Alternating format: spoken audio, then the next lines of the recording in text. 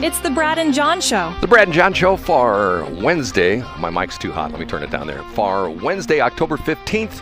This is the B block, the Bravo block, which means we start it right around 7:20. We're a little bit late this morning, as always. John, what do we do in the Bravo block? Top 3. It's time for Brad's Top 3. I didn't have you potted up there. Sorry, John. Yes, it is. And ladies, I know you have to do it twice. And we start off with... It's number 3. Okay, here's something that I saw on a couple different websites. And apparently it was like one of these AP photos.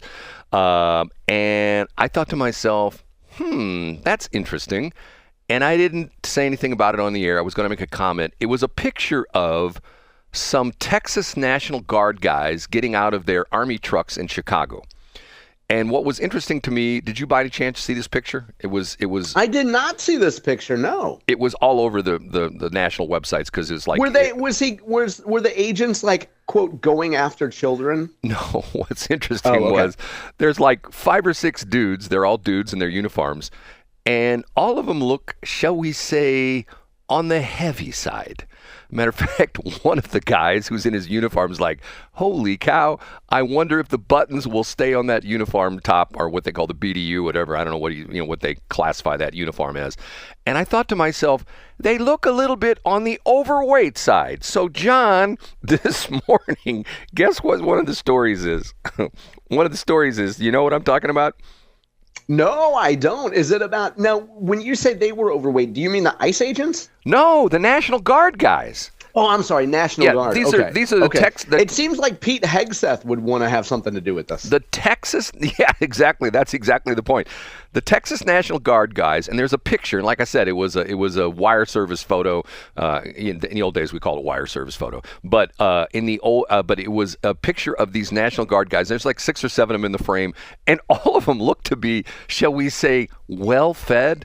The headline is... Texas, this is yesterday, Texas National Guard members removed from 60-day Illinois deployment for, quote, failing mission requirements. The Texas Military Department, TMD, confirmed to Fox News Digital on Tuesday that it replaced 7 National Guard members who were deployed to Illinois amid civil unrest, citing the service members' quote, failure to meet mission requirements.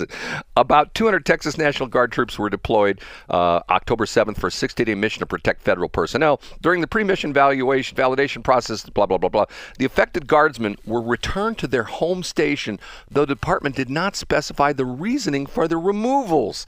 And it says the announcement comes after a photo showing a group of, and this is the photo I saw, a group of service members arriving in Illinois went viral on social media with critics speculating about their fitness.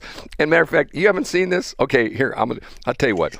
I just screenshot it. I'm going to send you the picture real quick. Yeah, send it to me. I'll take a look at it right now. Okay, hold on. I'll send you the picture, and you take a look at it. And it's to the point where I was going to talk about this, but I thought to myself, nah. And I'll send you another picture. You don't say we promote the station. I'm going to send you 2 pictures here.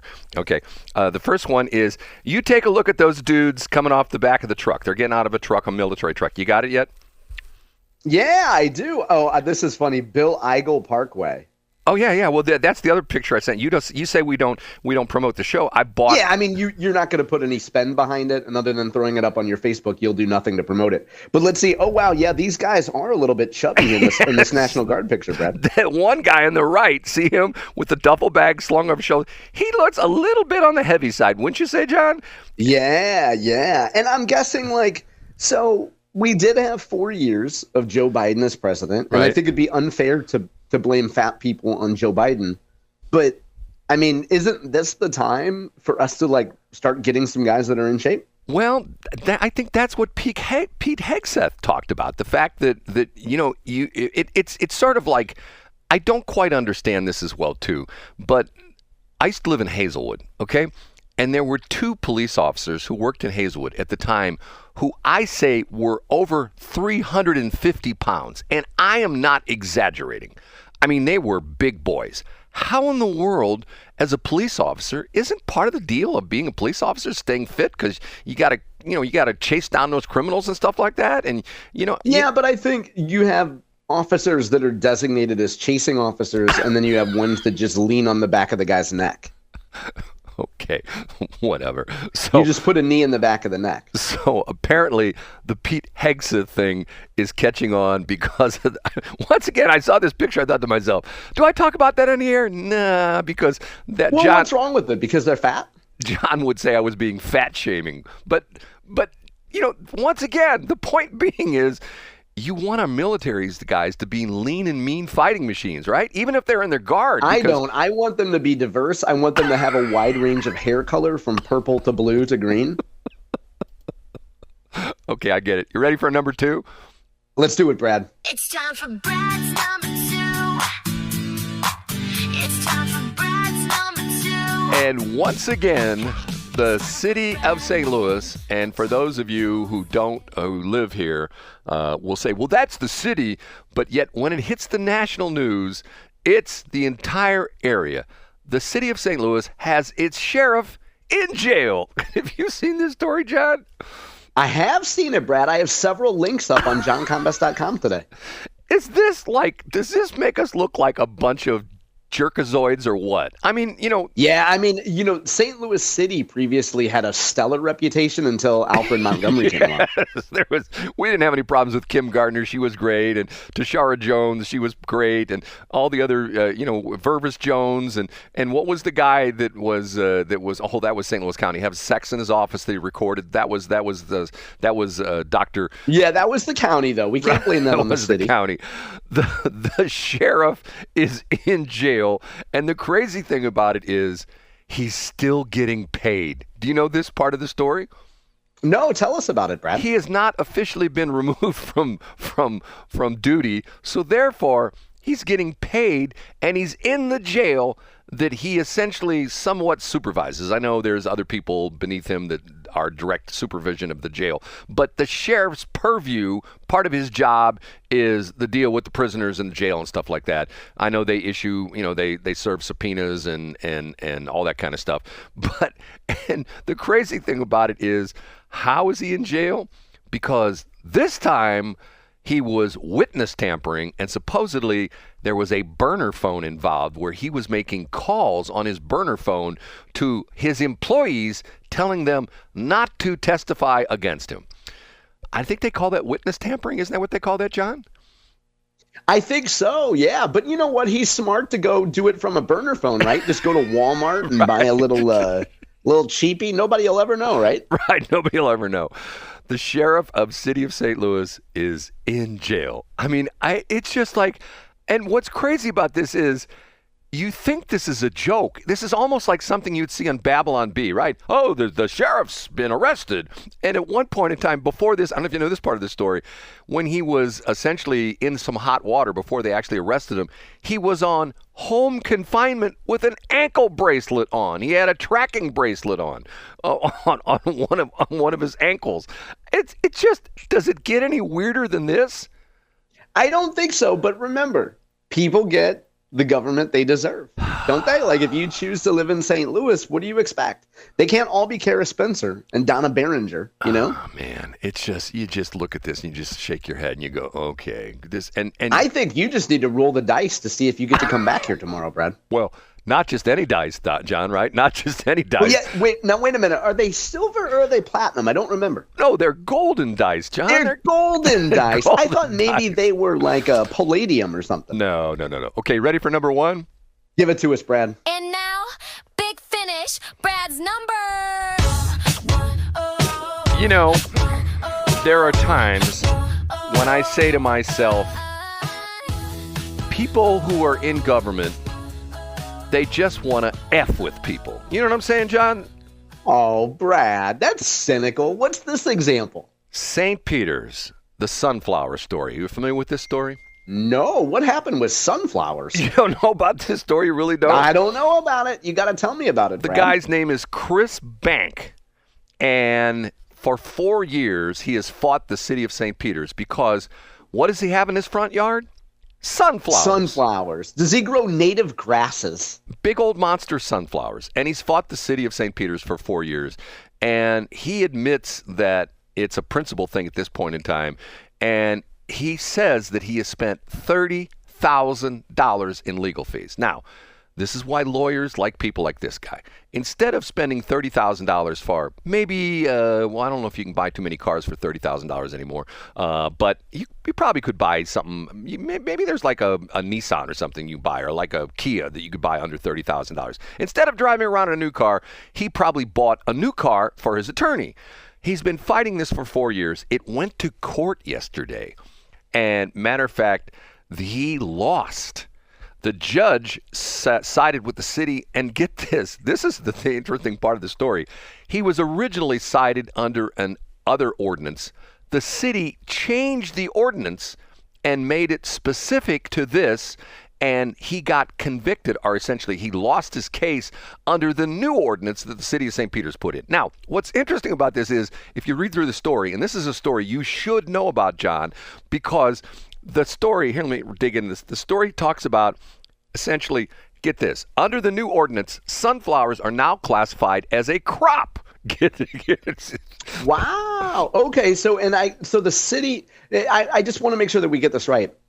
The gentleman might not have been violating the old ordinance. Well, but the city wanted to stick it to him, so they passed a new one, and now they're charging him with violating the new ordinance. Well, I think he was violating the old ordinance in the respect that you had to keep your grass cut, and the idea being that these sunflowers. So if they classify sunflower as a crop, then they can go after him and say, look, it clearly says here you can't grow a crop. Okay, get this. Let me read the whole thing.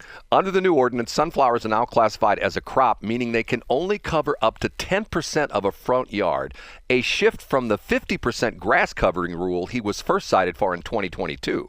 Banks argues that the charge unfairly targets him, and he says, quote, a crop is considered obviously planting and consuming and growing and then actually selling or harvesting your product, which I explained to them.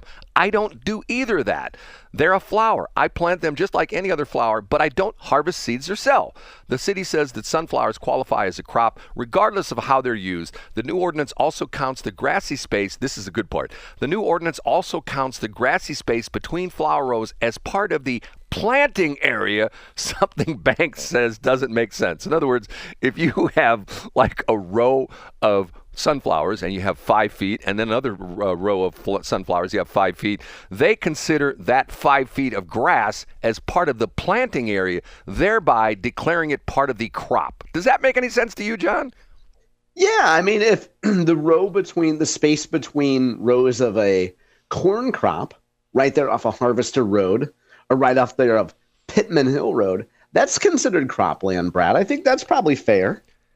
He went on to say, I asked them if that's the planting area, then what am I cutting and maintaining? He was cutting the grass between the rows of the sunflowers because it looks like grass to me. After hearing arguments Tuesday, the judge ruled in favor of the city of St. Peter's decision. Banks says he will appeal. He says, quote, my end goal is to actually see this through finally for a jury trial in an actual independent court and let the people decide. He's going to appeal it to St. Charles County Court. Banks' neighbor Lexi says she visited the property herself after hearing about the case and believes the city has gone too far. Quote, I drove by his house because I was curious about this sunflower situation that seems to be so stupid to me that I had to go see it, she said. You have to go look for this house. He's in a cul-de-sac in the back of a subdivision. It's not easy to find. So it was just hard to believe that this commotion is about an invisible yard. With the judge's decision, Banks' next step is to appeal the case to St. Charles County, where he hopes a jury will ultimately decide whether the city's ordinance was applied fairly. Only then, Banks says, may he actually give in. For now, the battle over St. Peter's most famous sunflower continues. Is this just garbage? I mean, it seems pretty silly, Brad. And I guess maybe it would be different if the neighbors had pitchforks and torches and were really mad about it. But this does seem like, when I hear a story like this, I think, has he done something else to make people at the city mad? Well, because it seems like they can't possibly just be mad about this. I think this comes under the category of, hey, we set the rules, and if you don't abide by the rules, we're going to make your life miserable. Don't you think that's part of the situation here? It could be, Brad. It would seem like that. And, don't you think in some areas, if you got a guy or a gal that's kind of eccentric, now you're going to be way biased about this considering who you are, but if you have somebody who's a little eccentric, but they're taking care of their yard, they're actually an involved property owner, Don't you give them a little leeway? Exactly. But see, the interesting part of this is if you would have planted roses or daffodils Or cannabis. or cannabis. He would be fine. Like, now maybe the marijuana monopoly would have come after him, but otherwise he could just say, "Look, bro, it's homegrown." You can do that now, can't you? You can plant stuff in your own yard, can't you? You can't plant, dishweed in your own Brad, yard. I know you've been making that argument to the judge, but last time you went to St. Charles County and they brought you up there to the office, they said, "Knock it off." I told this story, and John's going to go Deedum Tops again. And you know what? When John says Deedum Tops, you know what I do? Okay, I'm going to take my headphones off. It's going to be loud. Yes, it's Jam Fob. Jam Fob. Yeah, you told the story before, Brad, surprisingly. What's the story? The story is years ago I had a run-in with a mayor of a local municipality where I had some property at the time, and I got a ticket for my grass was too high. What the interesting part of that was that it was not my part of the grass. It was an easement from MoDOT, but yet I got the ticket anyway. And down the street at the corner of Page and 170, with the only windmill that's in the entire St. Louis area, is the Alberici World Headquarters. And if you drive by and if you get off the ramp on northbound 170 onto Page, you will see on the fence that surrounds the Alberici property a big sign that says Prairie Restoration in Progress. And the idea was, when I went head-to-head with the mayor, I said, how come the Alberici gets to grow their grass? They don't even cut their grass. It's 6 feet tall in spots, and you're giving me grief for my grasses is a foot tall. And he said, John, remember what he said to me? What was that, Brad? He said, they're effing LEEDs Platinum certified. When your building gets effing LEEDs Platinum certified, you don't have to cut your grass anymore. That's what he said to me. Yeah, that's right. You tell him, Brad. And then you went to an AI chatbot back then, and you printed out a fake LEED certification. I should have. And you said, look at this. I should The have. words are spelled wrong, and it's a homemade, budget-looking logo, but it says LEEDs. Yeah, but I spelled it wrong. I spelled it LEADS. That's I love, Brad. I did go to your Facebook just now to see what the hubbub and what you've been talking about. I do love the fact that you have a photo of you in front of what appears to be either 3 Mile Island or Chernobyl. And we know that it's a Brad Hildebrand creation because there are 2 words on your shirt, and they're both spelled wrong. Okay, hold on a minute. I just got a series of texts from Mr. That's right. Mr. We could Burton. probably discuss him off the air because I don't think he deserves any airtime. You don't even want there. Oh, come on, John. Hey, you know what, Brad? I don't know if I mentioned this before in A Block, but it would be a good opportunity at 8:01 when we're off the air to it'd be a great opportunity for you to reach back out to him when it's. I do believe he's wasted enough time 2 weeks ago. Okay, he sent me 1, 2, 3, 4, 5 texts. I got to read this one. Why is your co-host so butthurt? That's terrific. Hey, Brad, I don't know if I mentioned this, but I think we're done talking about Michael Burton, and I'm not going to mention it again, okay?